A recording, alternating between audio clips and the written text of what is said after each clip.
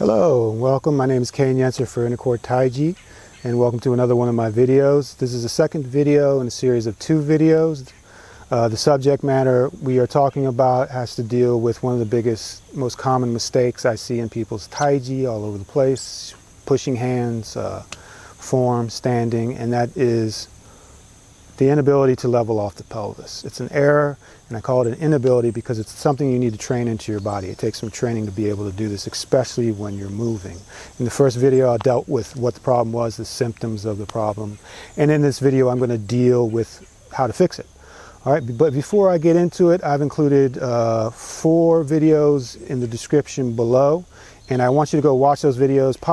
It's best if you watch those videos before you watch these videos. The first 2 videos are Feldenkrais videos, actually, and the first one is by a woman named Jodie Krantz, and she is teaching Feldenkrais' pelvic clock. It's an awesome video. It's about 14 minutes long. You lay on the floor, you start to manipulate your pelvis, you learn where your pelvis is, you learn how to manipulate it, and you learn the effects it has on the other parts of the body. Awesome, awesome video. All right, awesome, awesome teaching.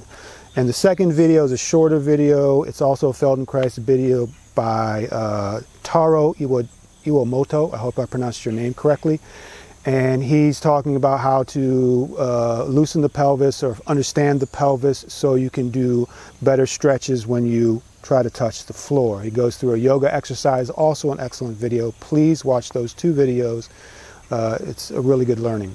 The last 2 videos are my videos. One is a basic exercise, bend forward at the waist and roll down. Also a way to open up your pelvis. It's just a great exercise. And the last video is also one of my videos, an older video where I teach you how to stretch. All right, and remember, when you stretch your hips, stretch your pelvis, because everything follows that. It doesn't matter how much you stretch your legs and your arms and your back. If you don't stretch your pelvis out, and I know it sounds strange, your hips, you'll never be open, because these are at the center of your body and it's very important, and you have to get at those hips. With that said, let's get on to fixing the problem of the inability to level out the pelvis. And I want to talk about a concept in Taiji, and that is creating space inside the body. Taiji is an internal martial art, and it's on the inside. And creating space on the inside is part of that. It's a big part of that. Now, what do I mean by creating space? I mean creating space, at least in this example, is by relaxing and letting the joints have the ability to move away from each other. All right, that's one of the reasons we need to relax in Taiji, so the joints aren't stiff and they can be mobile and they can change at will. Also, when you relax or don't contract the muscle, you're not holding a shape. So as soon as you contract a muscle or a bunch of muscles, well, then this shape is held and it can't change, and it just doesn't work as far as what we need to do in Taiji. We need to be able to change. All right, Taiji is about change. So of course we need to relax. That allows the joints to move away from each other. That allows to create space in the body. So in a second, I'm going to get up and I'm going to show you and talk about and demonstrate how to do this, mostly through standing. You know, I'm a big fan of standing. So of course I use standing to fix a lot of things.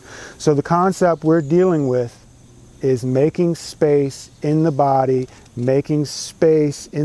so that the pelvis has space to move around. Once again, if you contract muscle, you lock something in place. So the big takeaway today is making space in the body. All right, so let's get into fixing the problem. All right, so we're dealing with this idea, this concept of making space in the body. The reason we need that space is because without space, things can't move freely.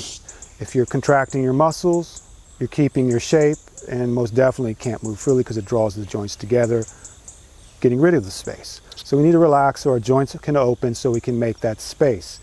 Now, how do we make the space for the pelvis? All right. Well, we have to go to the ends of the body. We have upper body and lower body, and we're given these principles in Taiji. And one of those principles is suspension from above, at least in Yang style Taiji.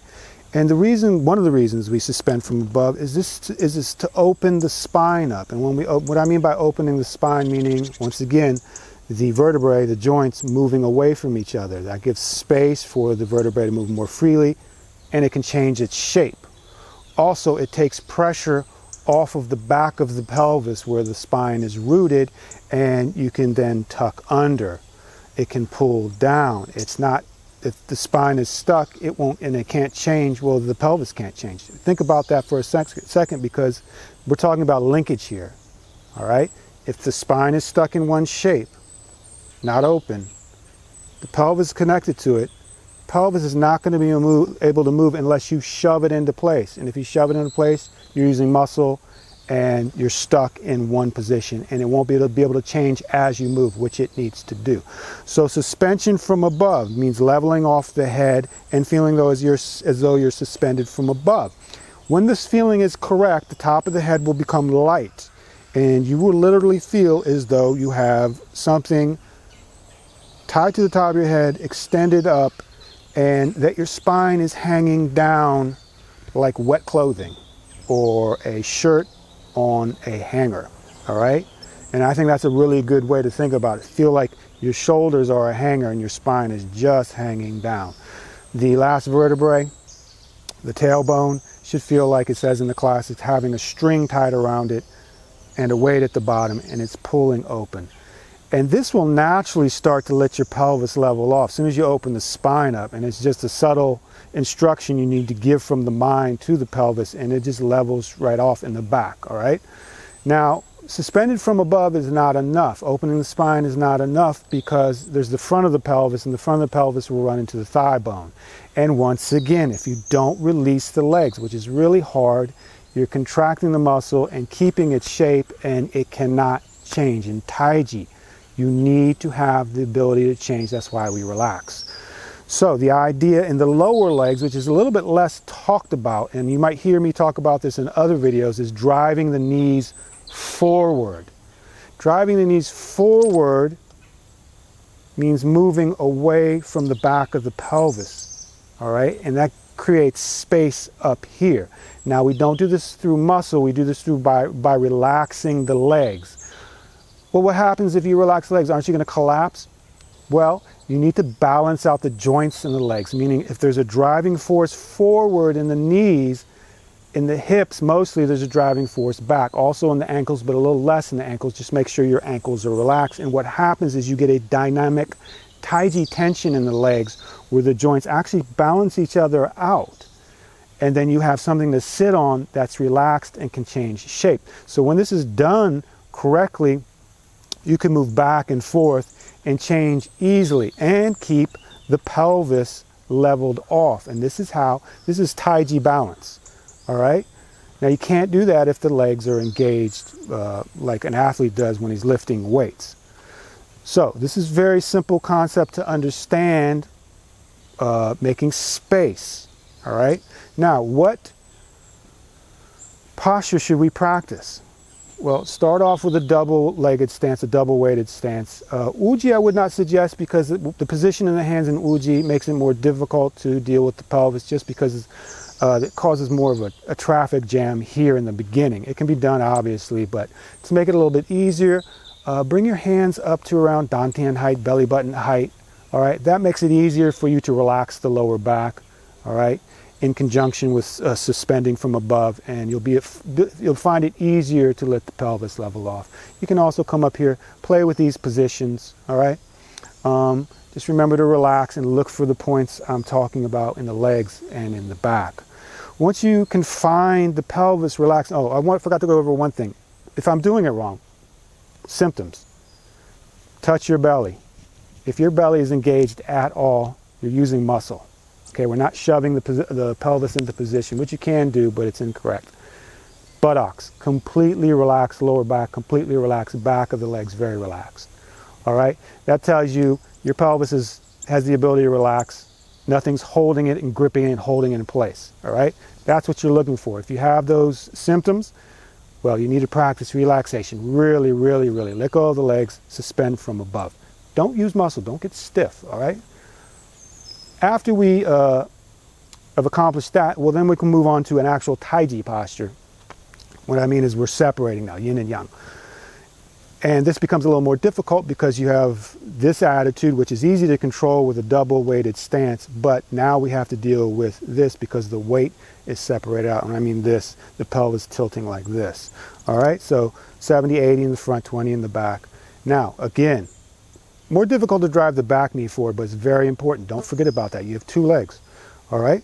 But once we get it here and we start, oh yeah, the pelvis is leveled off, I'm nice and relaxed in my buttocks, there's nothing going on here, well then you're good to go to start moving in the form, all right? And it's just the same thing in the form. As you come into a leg, make sure it drives forward. Now here's where we're going to get a little extra difficulty, because our inclination usually is, as soon as we put 100% of weight on something or start going into a leg, the mind says, okay, we're going on to this leg, freeze up the leg, use muscle. So we're going to go on to it, you got to make it stiff. You got to reject that inclination and keep driving the knee forward, keep the knee soft. Look how it drives. That way the pelvis can be relaxed in a one-legged position and while we're moving. All right, this is very important. Drive those knees forward, suspend from above. This is opposition in the body. One's going down in the lower body, one's going up, and that creates space here. That's really how simple it is in concept. Difficult to do in practice though. Push hands, same thing. All right, so to recap, you're trying to make space in the body where the pelvis is. In order to do that, you have to pull from both ends of the body, both poles of the body, the head and the ground, the feet. All right, so driving the knees forward pulls down. Suspension from above pulls up. When you have a pull on opposite sides, creates space. It opens up space.